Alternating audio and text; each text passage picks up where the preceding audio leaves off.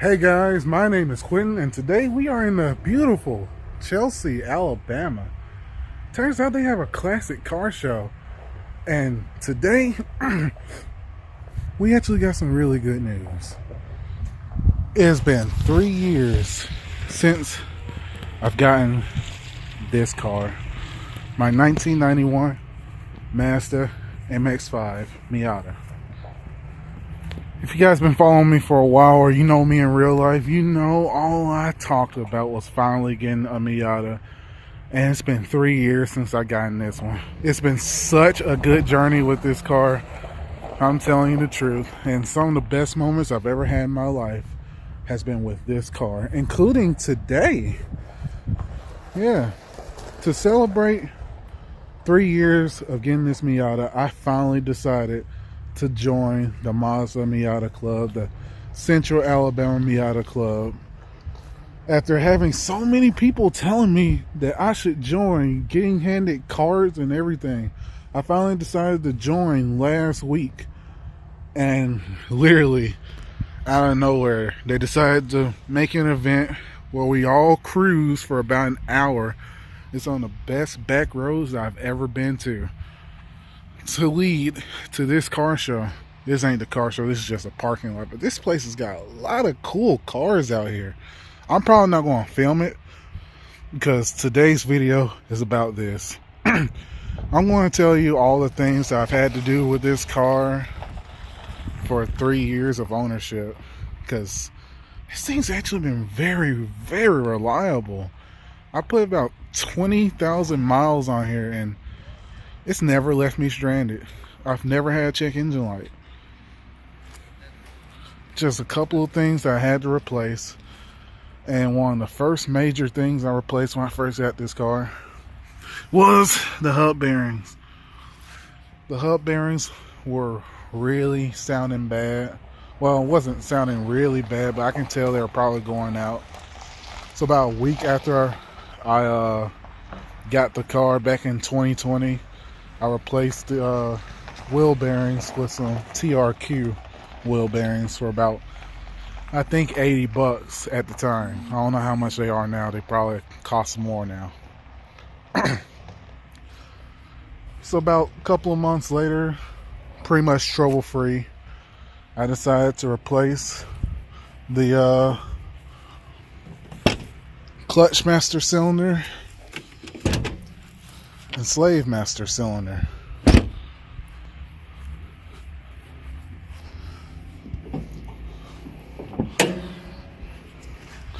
Yeah, this thing right here, and it's way down there, the clutch master cylinder. And I replaced those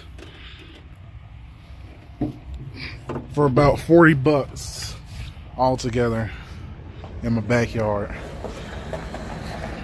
And pretty much I had no trouble out of this car at all until 2021 when the starter started to go out. It never completely went out, but I did have to hit it with a wrench to get it to start one time. And then, wow, that's pretty cool Civic. But I did have to hit it with a starter once. I mean, hit it with a wrench to actually get it started once.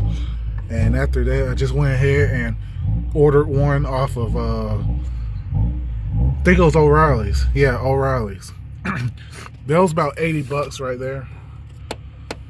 And it took me about 2 hours at my shop that I work at. Well, used to work at. And pretty much had no issues out of the car driving wise ever since. In 3 years and 20,000 miles, this car has 172,000 miles and it's literally 32 years old. I've never had a check engine light pop up on this car. Never. So this was my daily driver. Now it's my weekend car. And it's been probably one of the best experiences that I've ever had with any car. The worst thing I've ever had to deal with this car was the top. I've had this top replaced back in 21 as well. And it wasn't that much. It was like $250 for the top and $450 to have the local Miata specialist install it for me. So that wasn't bad, and it's still holding up very well. Still opens and closes pretty good. The big problem I had with my old top was the window in the back shattered. It was one of those glass window ones, and it pretty much just had a hole in the roof ever since. And that's pretty much about the last thing I've ever had to do to this car. Wait, one more. I also had to replace this window regulator. I didn't do that myself either. I had the Miata specialist do that for me.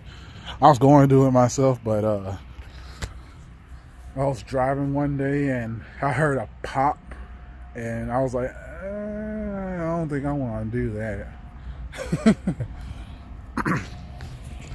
Another thing this car has went through is 3 exhausts. It had the stock exhaust, and then I had the muffler cut out of it, and then I replaced that one myself with a stock muffler. And then not too long after, it's been about half a year now since I got in this exhaust. It's a Borla Pro AS XS muffler, and it sounds pretty good. I do want to get a tip on that one, a new tip. I'm probably going to either head to AutoZone, go to AutoZone and buy one of those clip-on ones, or go back to the muffler shop and have them cut it and weld a tip on there. But that's a little bit bigger exhaust than the stock one. I think the stock's like 2 inches and this is like 225. So that's pretty much what I've done with the exhaust, and here's pretty much what I got in store with this car. I'm going to have this car for at least another 2 years. I don't know, maybe keep it for a long time, because I really do enjoy this car. But at the same time, I really want a Corvette or a Boxster. As you guys heard in my last video, I got a whole bunch of good things coming with me moving to one of my favorite cities, and I'm earning a lot more money than what I was before, and things have just been looking up a lot for me. One of the main things, pretty much the only thing I really want to do for the most part, is body work on this car. As you can see, I really need to get this paint sorted out. It's really starting to fade. It still looks good overall. In all honesty, you don't really see many NA Miatas that's actually just one color. Case in point, but that's in really good condition though. But most of the NAs you do see are clapped out, so I want to get the paint redone, and I need to get this back panel replaced. Mazda Miata sells them for like $400. They're finally in stock because they've been out of stock for a long time. So I'm probably going to either get me one of those and paint it silver myself, or I'm going to go and buy one from eBay for a little bit cheaper. But that's probably going to be the next thing I do to this thing. Inside, I'm planning, well, I have told you guys when I first started restoring this car back to where it needs to be, is I do want to redo the interior. I might get some brown door cards and some brown leather seat covers, and maybe see about getting like a billet shifter and some billet vent covers like the Unos Roadsters have. And I also need to get a strap for that door, because I've been closing it from the outside since I deleted the door handle. But that's pretty much all I need to do to the inside. Surprisingly, for a 32-year-old car, the inside is in really good condition. I'm not even gonna lie.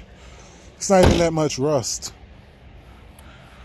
And probably my least favorite part about this car is this dent right here. I've been trying to take care of that for years now, but it's to no avail. I might see if I can find a body shop that can deal with that, or maybe attempt to replace the panel myself. That's going to be a pain if I do that though, but I think it can be done. Like, I get 2-day weekends, so I got a lot of time to fold this thing if I really have to. And if I decide to do it before, after I move, the complex doesn't seem like it's going to be that bad, and really picky about me doing some small stuff to the car. On to the engine. This engine's been really good. I've had no problems out of it. It has started to leak some oil on the valve cover, just a little bit, but not a crazy amount. Definitely not as bad as my CB7 Accord did. And the oil pan started leaking too, so that's something I'm going to have to deal with too. And looking at it now, it looks like the timing cover's starting to leak a little bit as well, but the car still runs good, still holds oil pressure pretty well. I actually just had the oil changed last week, and guess what? The oil change place, the people over there only put 2 quarts of oil in it, and I had to add more oil into it, so that was a little bit of a funny situation, but I got that taken care of. I do want to get the timing belt replaced. I know it's probably way past time. Luckily, these are non-interference engines, so the valves won't hit whenever the belt breaks. And after that, I'm going to do a tune-up on it myself, and that shouldn't be too bad to do. But that's pretty much all the stuff that I really need to do. Oh, I forgot. This is one thing I always keep forgetting. Back in 2020, I also had the radiator replaced as well. I forgot about that. Sprung a leak on the top, and it was leaking pretty bad. That's why you see a lot of green everywhere on this hood. And that was about 80 bucks. But now that's pretty much it for all the things that I've done to this car, and all the things I've had to replace, and the things I plan on doing it to the future. I hope you guys enjoyed this video. There'll definitely be more Miata content now that I'm with the Miata Club now, and hope you guys look forward to it. Cheers.